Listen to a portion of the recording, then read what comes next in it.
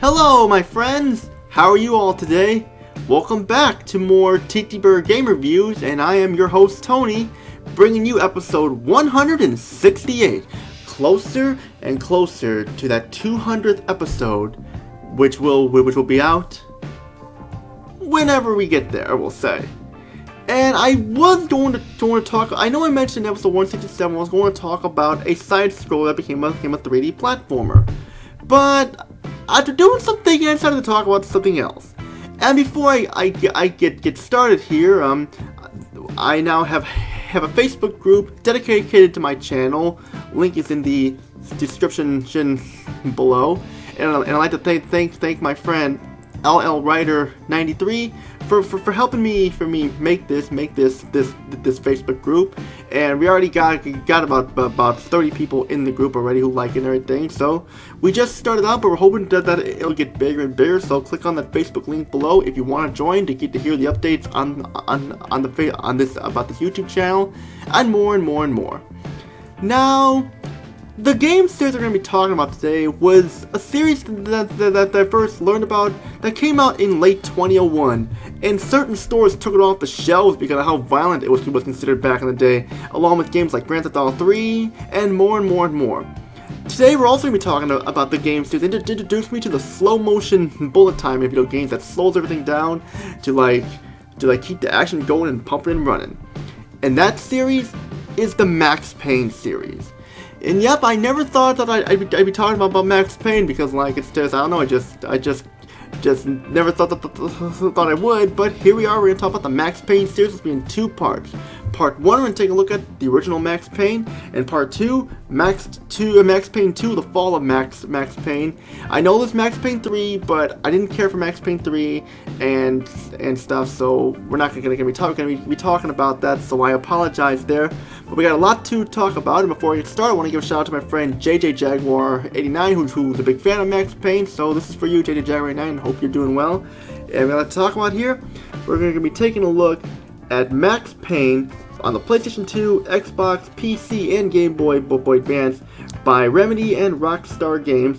I'm looking at the PlayStation 2 version, it's the only version I have, so let's get started here. Now, when it comes to Max Payne is a great third-person action shooter that still holds up pretty well to this day. However, there are certain ports like the PlayStation 2 version that suffer from some technical problems, but I still recommend the game for sure no matter which version and which console you own. It's still a fun game to this day, and it still holds up really well. It holds up like a great tasting cheeseburger that's been around for about 15 years and still tastes very damn good. So I'm gonna say there. But let's get back on track here. The story it's a very, very deep story, told like a visual novel with images for like a big majority of the game. The story starts out 3 years before the events happen. Max Payne is a cop of the New York Police Department. He's a happy man with his wife Michelle and his infant daughter Rose, who live in a nice house in a suburb in New Jersey.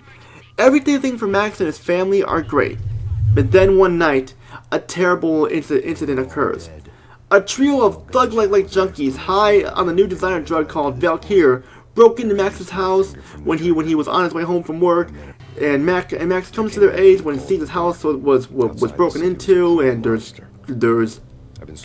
like ugly graffiti on the walls, and he gets a phone call saying that I can't help you and stuff, and things are just getting really intense. He hears gunshots, and he calls for his wife Michelle, and he sees the thugs.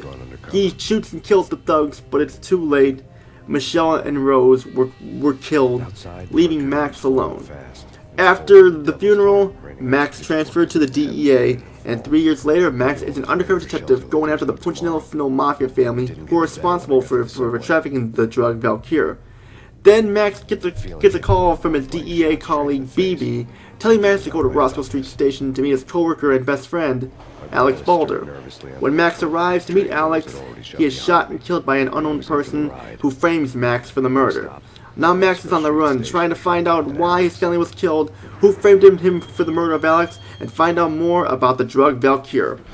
It's a deep story, a deep and sad story. It makes you feel for Max for what he went through, and to be framed for the murder of his best friend, his family dying. This guy goes through a lot, and you feel for him and stuff, because like imagine that this was a real person going through all that stuff.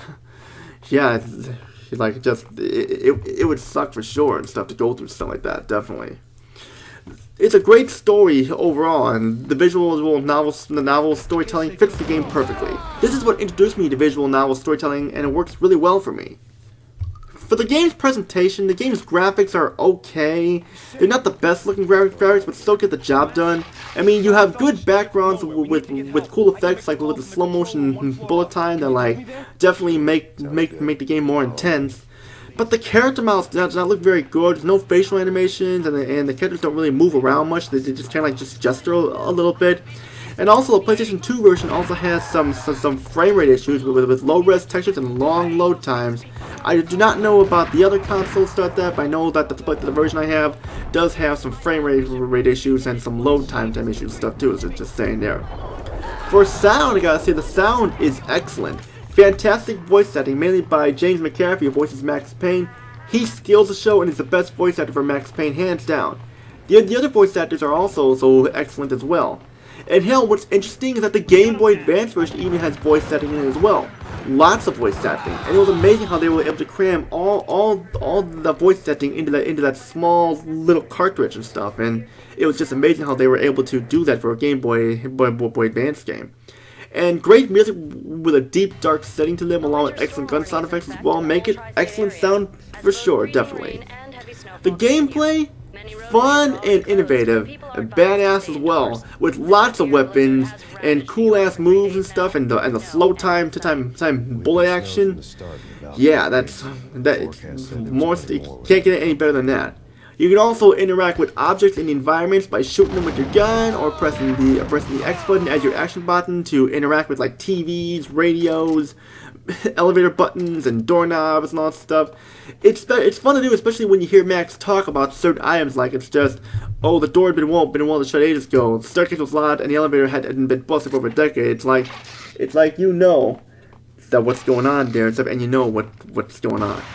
And you, like I said, you have a big variety of weapons like pistols, shotguns, sniper rifles, Uzis, and grenades, and more. And you can even dual wield certain weapons too. And this is a big plus for me, because I love dual wielding weapons in first person shooters and third person shooters like that. And it's fun it's great that they have this, definitely. Even the badass jackhammer, a rare weapon, is fun to use. It's like a shotgun, and I love shotguns in games like this because they whack a punch. And it's a lot of intense, fun action gameplay, but now the bads. The story mode is short, and after that you can play some extra modes if you want on the hardest setting, and you can get an extra level to play in, but after that though, there's not much rich replay value to the game. The PlayStation 2 version has some clunky controls, but they're not that bad. The enemy AI can be brutal, and at times and take your health away in like minutes, and late stages they use grenades and kill you in one hit, and I hate their grenades. I call them the grenades of doom. And of course, like I mentioned, with the frame rate and the load time and stuff, but still fun game overall. And if you want an action game, a third-person action game with a deep story, with a character that you can relate to and stuff, it doesn't recommend Max Payne. Definitely, it's definitely worth owning.